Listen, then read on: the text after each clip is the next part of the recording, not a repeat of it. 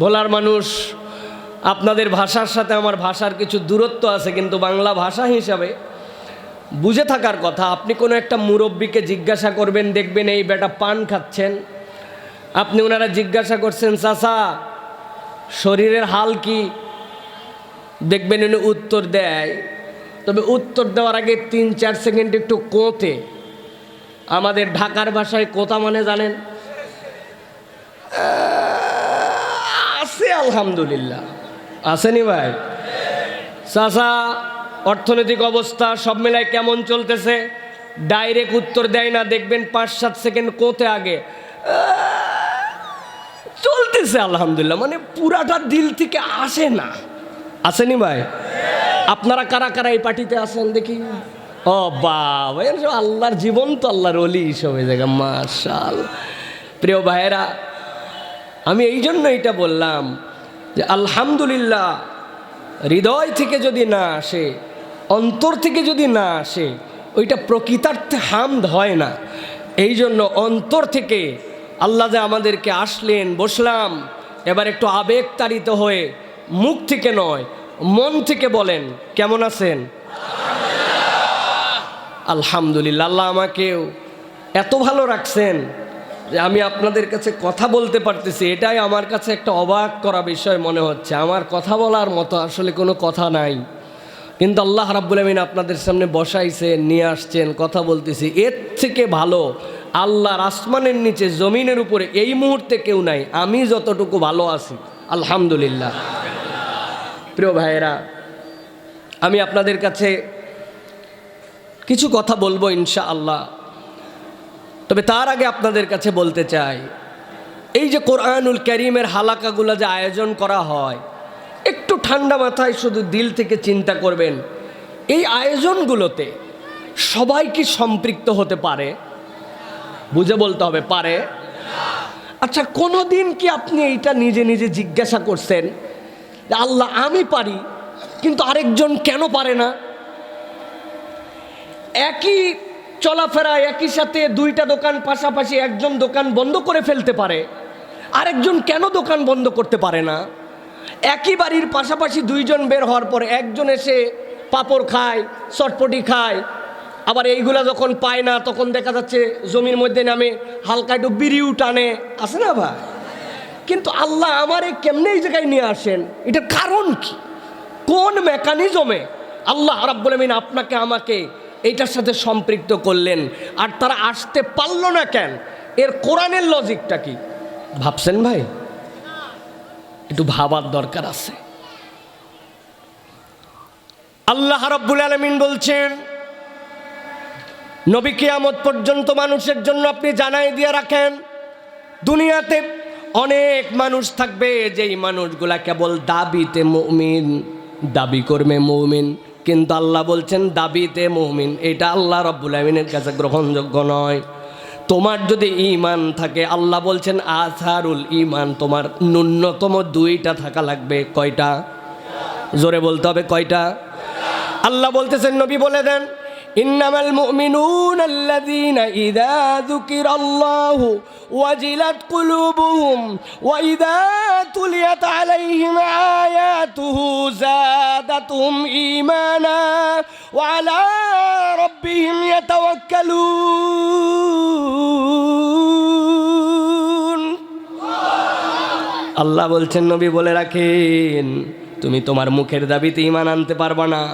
আমি আল্লাহ তোমার জন্য বললাম ইন্নামাল মুমিনুন, নিশ্চয় ঈমান যদি থাকে তার একটা পরিচয়ই থাকবে, ইযা যুকিরাল্লাহ, যখন তার কাছে আল্লাহর জিকির করা হবে, আল্লাহর আলোচনা হবে। আপনি এই মাহফিলের নাম দিচ্ছেন তাফসিরুল কোরআন মাহফিল, আরেকজন মাহফিলের নাম দিতে পারে ইসলামী মহাসম্মেলন, আরেকজন মাহফিলের নাম দিতে পারে হালকায়ে জিকির, আরেকজন মাহফিলের নাম দিতে পারে দুনিয়ার বুকে ইসালে সোয়াব। আছে না ভাই? সালানা জলসা, বার্ষিক ওরস। কিন্তু আল্লাহ বলছেন আল্লাহর নবীর ভাষায় এগুলো একটাও সুন্নত নাম নয়। আল্লাহর নবীর ভাষায় এই হালাকার নাম হচ্ছে মাজালিসুল জিকির। আল্লাহ বলছেন যেখানে আল্লাহর জিকিরের মাজলিস হবে, তোমার ভিতরে যদি ঈমান থাকে এটার প্রমাণ দিতে হবে। আল্লাহ বলতেছেন ওয়াজিলাত কুলুবুহুম, তার অন্তর আর স্বাভাবিক থাকবে না, অন্তরটার সাথে সাথে থই থই করবে। সুবহানাল্লাহ। আপনার কাছে দুইটা চুলা আছে, দুই চুলার মধ্যে দুইটা পাতিল, আমার দিকে তাকান। দুইটা পাতিলের মাপ হচ্ছে 1 লিটার করে। একটা পাতিলের মধ্যে 1/2 লিটার আপনি দিয়ে দিয়েছেন পানি, আরেকটা পাতিলের মধ্যে দিয়েছেন 1/2 লিটার দুধ। দুইটার নিচেই সমান জাল দিয়েছেন। বলার মুসলমান বুঝে উত্তর দিয়েন, দুইটাই ফুটতেছে, কিন্তু দুইটার দিকেই কি সমান কেয়ার দেওয়া লাগবে? দুইটার দিকে কি নজর একরকম থাকবে? নজর কোনটার দিকে বেশি থাকবে? দুধের পাতিলের দিকে 1/2 কেজি দুইটাই, কিন্তু এটা উতলায় পড়ে যেতে পারে, আর পানিটা শুকাইতে শুকাইতে হাড়ি সহ সেই জায়গাতে জ্বলে যেতে পারে।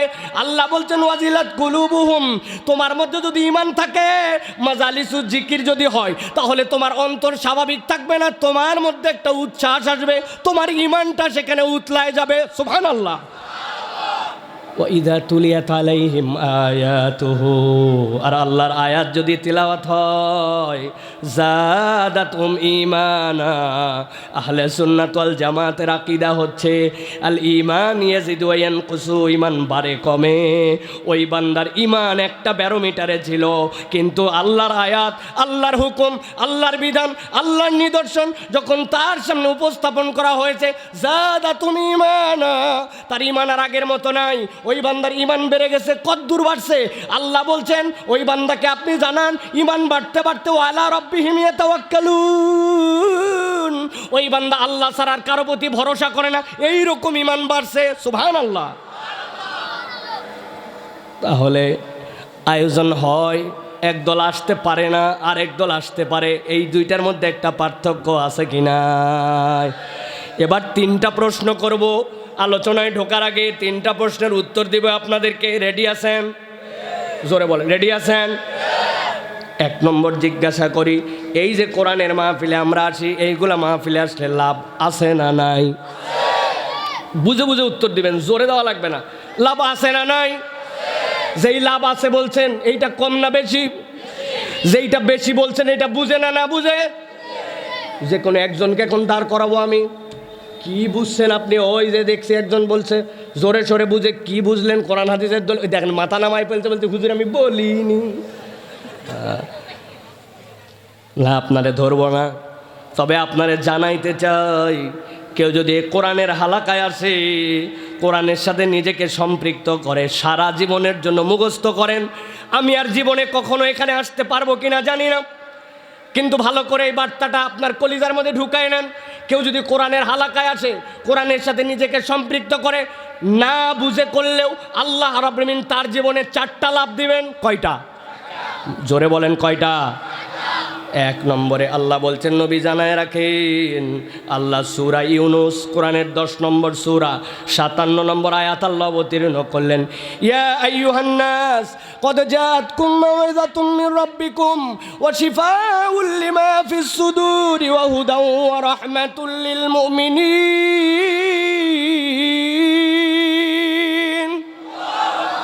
আল্লাহ বলছেন, নবী জানায় রাখেন, জগতের সব মানুষের জন্য কদ জাআতকুম মাউইযাতুম মির রাব্বিকুম, আল্লাহর পক্ষ থেকে তোমাদের কাছে একটা মাউইজা আসছে, মুখস্থ করেন। 1 নম্বর ফায়দা হচ্ছে মাউইজা। মাউইজা মানে উপদেশ, মাউইজা মানে আল্লাহর পক্ষ থেকে আপনার জন্য বিধিবিধান, মাউইজা মানে আল্লাহর পক্ষ থেকে আপনার জন্য আহকাম। আমি আপনাকে বোঝানোর জন্য বলি, এই মাউইজা মানে হচ্ছে আল্লাহর পক্ষ থেকে আপনার জন্য প্রেসক্রিপশন। আওয়াজ করে বলেন কি? জীবনে ডাক্তার দেখাইছেন, আবার প্রেসক্রিপশন অনুযায়ী ঔষধ খাইছেন, এরকম কোনো রুগী যদি এখানে থাকেন, বেয়াদবি না নিলে একটু হাত তোলেন।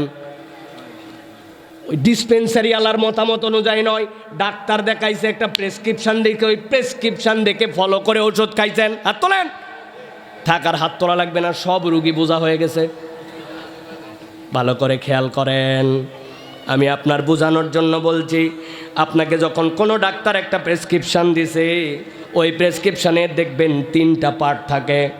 1 নম্বরে উপরে হয়তো একটা ভাঁজ থাকে অথবা দাগ থাকে, এই পাশের দিকে দেখবেন আরেকটা ভাঁজ থাকে অথবা দাগ থাকে। এই জায়গাতে লেখা আছে নেম, রুগীর নাম লেখছে, এজ, রুগীর বয়স কত, মেল না ফিমেল সেটা লেখা হয়ে গেছে। এরপরে তারিখ দিয়ে দিয়েছে, উপরে ডাক্তারের নাম, এরপরে RX দিয়ে এখানে ডাক্তার প্রেসক্রিপশন করে। কিন্তু আপনি যখন ডাক্তারের কাছে গেছেন, যাওয়ার পরে জিজ্ঞাসা করছে কী সমস্যা, কয় বাবারে অনেক দিন ধরে পেট ব্যথা, কোন দিক, শোন আপনি চাপ দিছে এই জায়গায়, খাওয়ার আগে ব্যথা করে, খাওয়ার পরে করে, কতদিন ধরে করে, কি কি খাইলে করে, বাথরুম কয়বার হয়, মাথা ব্যথা করে কিনা, ডায়াবেটিস আছে কিনা, সব আপনারে জিজ্ঞাসা করে।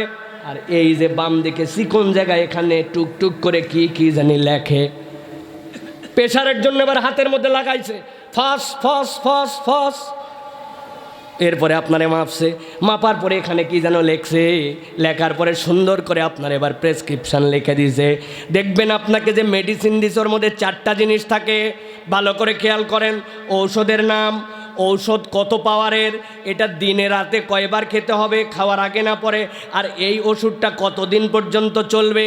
যদি বুঝে থাকেন চোখ বন্ধ করে প্রেসক্রিপশানের দিকে তাকায় দেখেন সাইফুল্লাহ ভাই যা বলছে মিল আছে কিনা। আমার আল্লাহ রাব্বুল আলামিন বলছেন, ইয়া আইয়ুহান নাস ক্বাদ জাআতকুম মাউইযাতুম মির রাব্বিকুম ওয়া শিফাউল লিমা ফিস সুদুর ওয়া হুদাও ওয়া রাহমাতুল লিল মুমিনিন। ও দুনিয়ার মানুষ, এই কোরআন তোমাদের জন্য মাউইজা দেওয়া হলো। মাউইজা মানে কি জানো নাকি?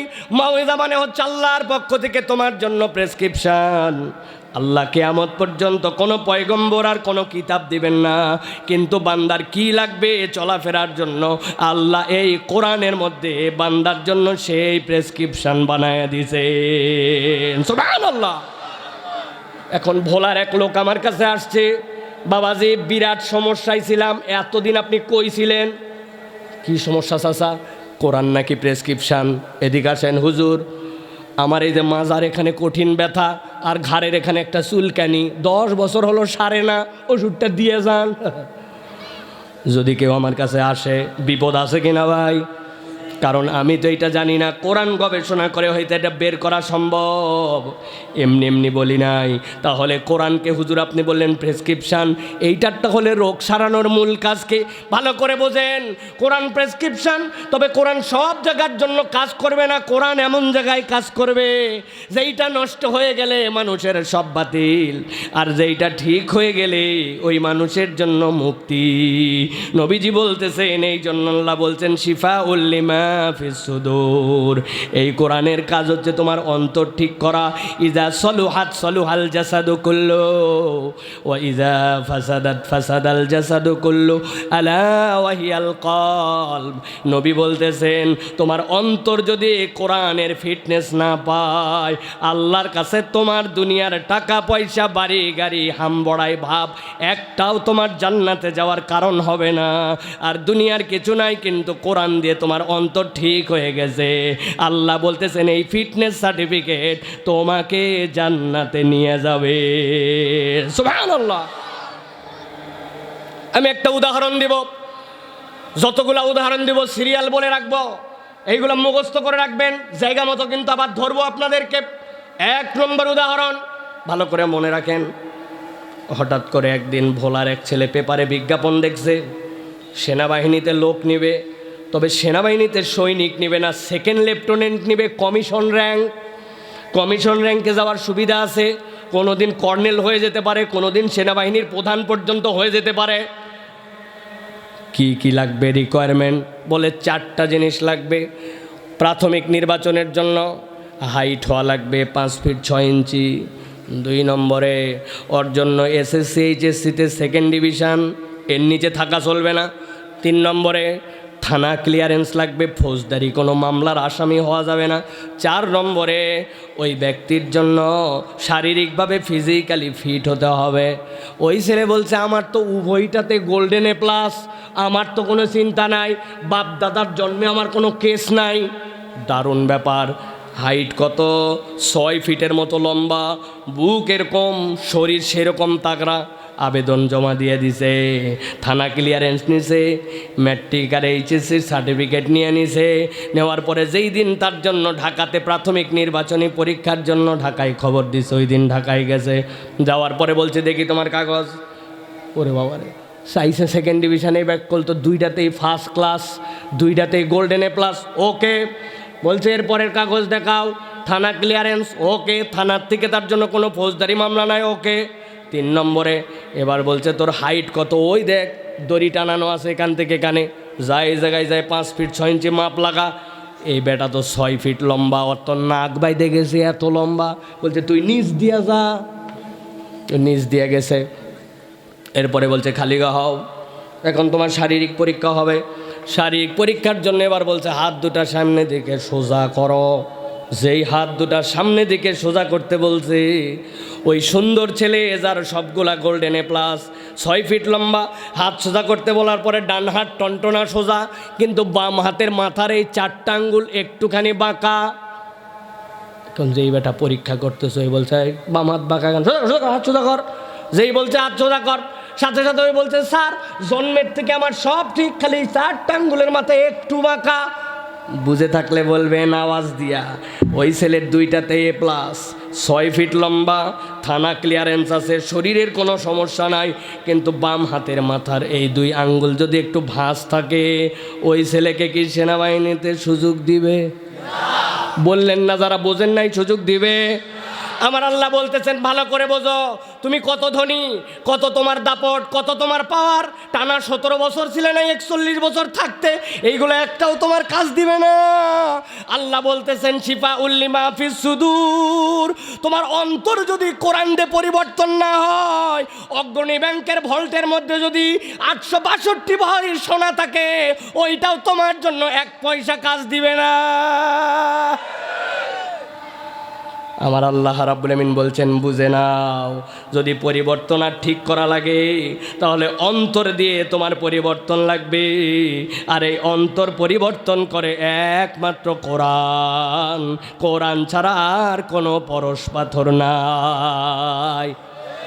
3 নম্বরে আল্লাহ বলছেন এই কোরআনের কাজ হচ্ছে হুদা।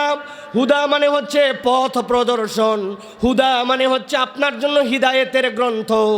কিন্তু হুদার আর একটা পরিচয় হচ্ছে, হুদা মানে হচ্ছে আলো। কেমন আলো? আমি বোঝানোর জন্য মাঝে মাঝে বলি, আপনি এখান থেকে চলে যাবেন ঢাকার উদ্দেশ্যে, অথবা এখান থেকে যাবেন এই রাস্তার শেষ মাথা পর্যন্ত। যারা বাইক চালায় তারা দেখবে এই রাস্তাগুলোতে যাওয়ার সময় মাঝে মাঝে কোণার মধ্যে সিগন্যাল লাগানো আছে, পথ গেছে বাম থেকে ডানে, পথ গেছে ডান থেকে বামে, সামনে যাওয়ার পরে বাজার, সামনে এরকম 3 কোণা চিহ্ন দিয়ে দেওয়া আছে, স্পিড ব্রেকার আছে না ভাই? দিনের বেলা এগুলা চিহ্নই, কিন্তু রাত্রেবেলা আপনার যেই না লাইটটা ওইটার উপরে পরের সাথে সাথে ওইটা জল জল করে জ্বলে ওঠে, দেখছেন আপনি ভাই?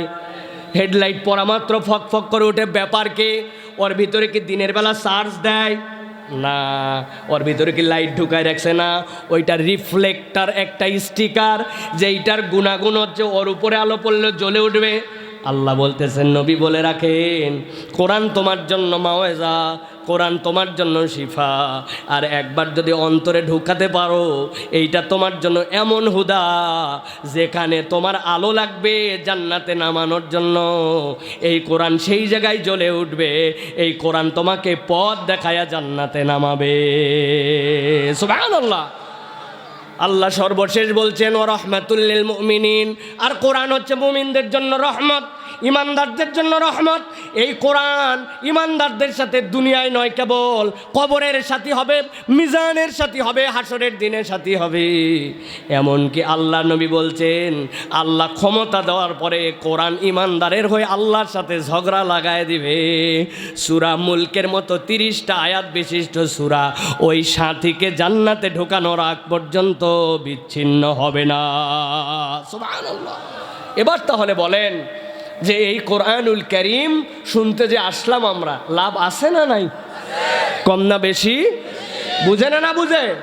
বুঝে, কিছুটা হলেও বুঝে, ঠিক কি না? তাহলে আমরা এমন কিছু শুনতে আসি নাই যেটার মূল্য নাই।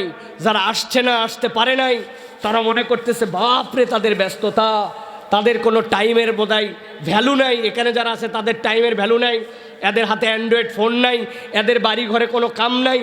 আর যারা বাইরে আছে তাদের বিরাট কাজ। বিষয়টা এরকম নয়, বরং আমরা যারা এখানে বসেছি এটার আসারুল ঈমান আছে, আর সাথে সাথে আল্লাহ এটার একটা ভ্যালু দিয়েছেন আমাদের জীবনে। এইটা আমরা দুনিয়া আখিরাতে ইনশাআল্লাহ পাবো। সুবহানাল্লাহ বলেন। নবীজি বলছেন জান্নাতের ভিতরে যাওয়ার পরে এক জান্নাতি বিশাল স্ট্যাটাস জান্নাতের ভিতরে জিজ্ঞাসা করছে, ভাই তোর এত মর্যাদা, কি কেমনে তুই এই জায়গায় উঠে গেলি? বাপরে বাপ, তোর বাড়ি ঘর জান্নাতের ভিতরে ভিআইপি ব্যাপার স্যাপার। বলছে আমার কোনো আমল ছিল না, আমার আল্লাহ এইটুকুই দেখাইছেন যে আল্লাহর দ্বীনের মজলিসে আমি বসতাম, ওই সময়ের মূল্যায়নে আল্লাহ আমাকে জান্নাতে মর্যাদা বাড়ায় দিয়েছেন। সুবহানাল্লাহ। ফাও বসি নাই আমরা, মনে করেন না এটা ফাও টাইম, বেকার টাইম। আসলাম, বসলাম, কাজ নাই, মজা নিলাম, হুজুর কি বলে একটু টেস্ট করলাম, চলে গেলাম। না, এই কোরআনুল কারীম শোনার একটা মর্যাদা আছে, এই আয়োজনের একটা দাম আছে। আল্লাহ যেন এটাকে আমাদেরকে পূর্ণ ইহতিমাম করার তৌফিক দান করেন, বলেন আল্লাহুম্মা আমিন। প্রিয় ভাইয়েরা, আমি আর ভূমিকায় যাব না, কথা সংক্ষেপ করে দিয়ে আপনাদের কাছে মূল প্রসঙ্গে কিছু কথা বলতে চাই। তবে প্রিয় ভাইয়েরা, আজকে পঞ্চম দিবস, সামনে আরও 2 দিন মাহফিল আছে।